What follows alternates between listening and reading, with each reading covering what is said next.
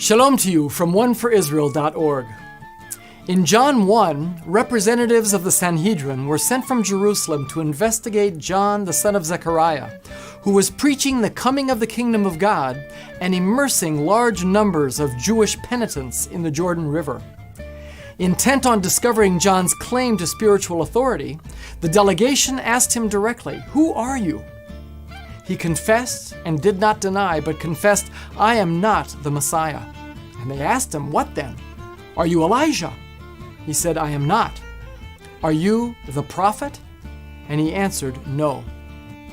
Their query reflects the end-time understandings of the Jewish people in the first century, based on the prophetic writings in the Tanakh, the Old Testament. Naturally, the coming of Messiah was intimately linked with the establishment of God's kingdom on earth and the Olam Haba, or the age to come. Because the prophet Malachi had predicted the return of Elijah before the great and terrible day of the Lord, this was another reasonable line of questioning. But when John had denied being either of these two eschatological figures, the delegates asked, "Are you the prophet?" Not a prophet. Clearly, they had someone very specific in mind, another particular individual, like the Messiah or Elijah, who is expected to appear in the end time. The basis for their expectation is found in our Torah portion, Parashat Shoftim. Our Torah portion describes a number of civil authorities established by God for the smooth running of society. Local citizen judges, a high court composed of Levitical priests presided over by a judge, and the institution of kingship.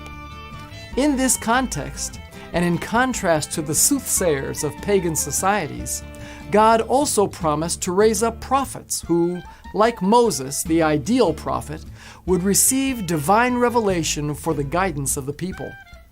Moses says, "And the Lord said to me, I will raise up for them a prophet like you from among their brothers, and I will put my words in his mouth, and he shall speak to them all that I command him. And whoever will not listen to my words that he shall speak in my name, I myself will require it of him." On the one hand, this promise provided the basis for the prophetic office, which was manifested throughout Israel's history, with men like Elijah and Jeremiah, and women like Deborah and Huldah. Prophets were to be native Israelites who, like Moses, would function as intermediaries between God and the people, declaring his word as needed. Joshua, Moses' immediate successor, who was also endowed with the same spirit, was clearly the first to fulfill this role, and, as God required, the people of Israel obeyed him and did as the Lord had commanded Moses. Nevertheless, Deuteronomy closes with an acknowledgement that the promise of a prophet like Moses demanded more than just a functional equivalent. Even Joshua himself did not fit the bill entirely. Taking God's promise quite literally, the final verses of Deuteronomy expected a one-to-one match, one who would truly be like Moses, both in his unique relationship with God and by his unique manifestation of God's miraculous power.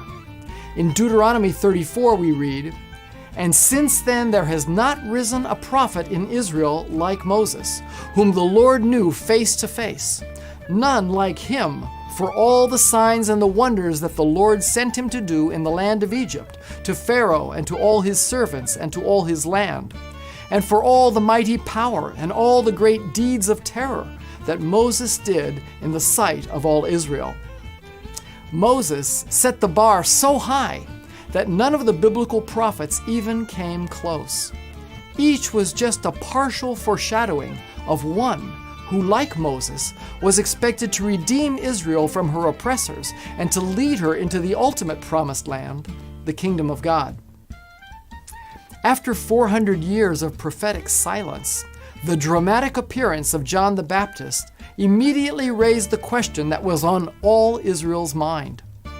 But he humbly redirected their attention to the greater one, the Lord, the Son of God, whom John had been sent to reveal to Israel.